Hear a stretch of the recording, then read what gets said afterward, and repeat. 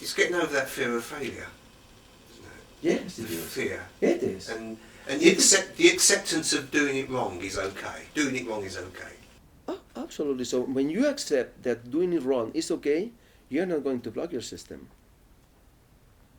It would be pointless. I mean, if you accept something, you're not going to restrain your movement. You're not going to repress your movement. You are not going to control your movement. But because controlling is a way of repressing. It's like a synonymous.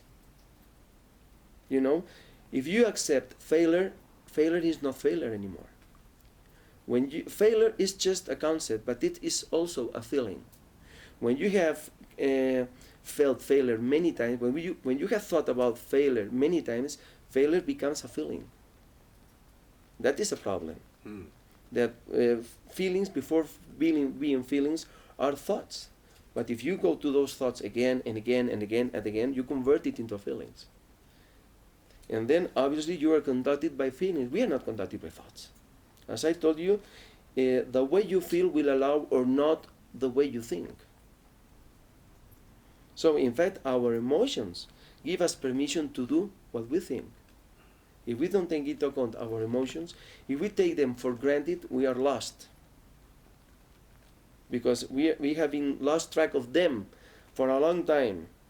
And that's why we are so badly now. But when you take into account your emotions again, you get to taking attention to your emotions, you get stabilized again. It is very easy. It is like Dr. Jekyll and Mr. Hyde. For example, you are now looking at me, and it is very easy to look at me. Now, if you are looking at your back, you cannot see me anymore. So this world disappears, and then another world appears. It's a different subjective reality. Exactly. Say, isn't it? Exactly. Exactly. Have you noticed over the years any similarities with a lot of people that you've worked with, emotionally speaking? Maybe about perfectionism or anything like that? The problem arises because we don't understand correctly the word perfectionism. It is never, those people who are perfectionists, many of them have never developed a problem like this. The problem is not perfectionism, but the way you take it. And the way you take it aims to our emotional center again. If you take it easy, or if you take it hard, it all depends. If you take it hard, you're going to feel nervous. If you take it easy, you're going to flow naturally with no problem. Like childs. You know, when a child starts playing an instrument, why does the child want to play an instrument? Because he enjoys it. And that aims to emotions. Enjoying means emotion. So they enjoy it very much. So any suggestion that you direct to that child is going to be converted into matter immediately.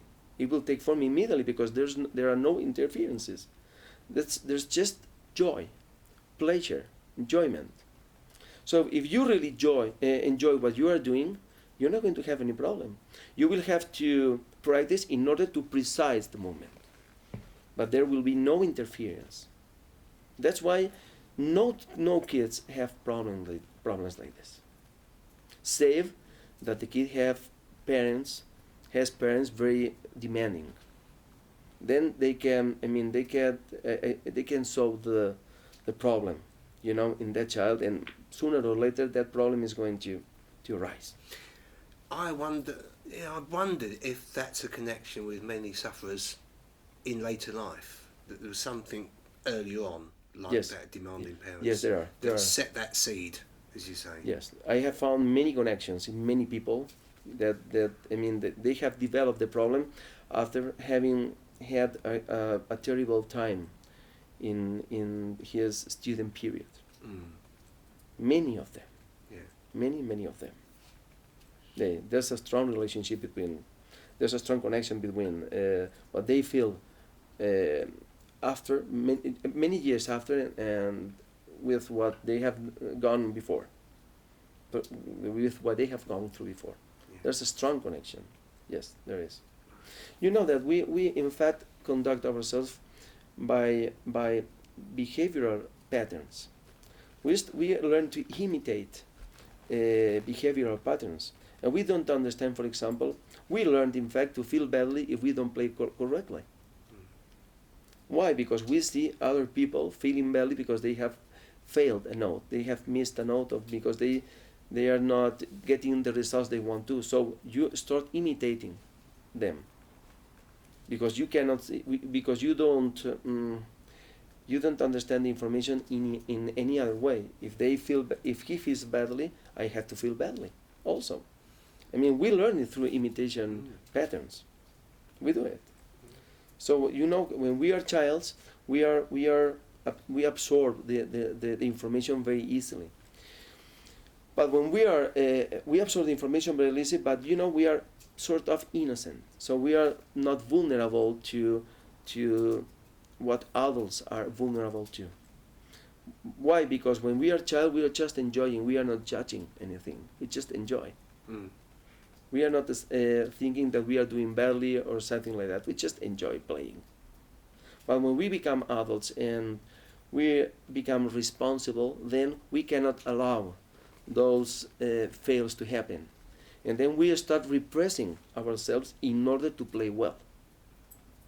And then the problem might start. Of all the people that you've worked with, have you had anyone that hasn't responded to treatment? Yes. Yeah. Sure. The treatment depends very much on the person. There are many people. There are some of them that will never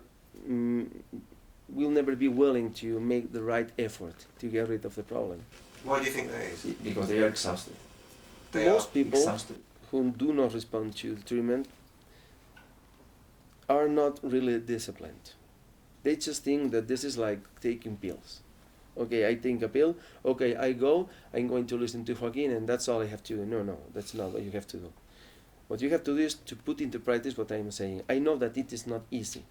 And sometimes it's very difficult to start moving. Because, as I told you, from an emotional standpoint, they are exhausted. And the most difficult part of the recovery is to rescue the person. Not to rescue the immune system, to rescue the person, Many of them have had visited psychologists, psychiatrists, neurologists, doctors. Some of them have come to me after being completely destroyed. And you know that it is very difficult to reprogram the mind of a person who has been in the hands of so many people before. So they always think, okay, this is another step of my pilgrimage, and they say, oh. And it is very difficult to dismantle all that programming. So it's just difficult, very difficult. Some of them cannot even loosen their lips in 4 or 5 months because they are still trying to control tension. It's very difficult to convince them not to control tension. And I always say to them, you cannot control the inevitable. This has already happened in your emotional center. This is just the response. This is the consequence. You cannot act on the consequence. You cannot do anything when something has already happened. For example, you cannot throw a stone and then run behind the stone because you don't like where the stone is going to fall. It's absurd. Mm-hmm. The only thing you can do from now on is to aim another way, another time. You aim again. If you fail, you just aim again. That's the only thing you have to do. But they are so worried about not hitting the target that they cannot think of aiming.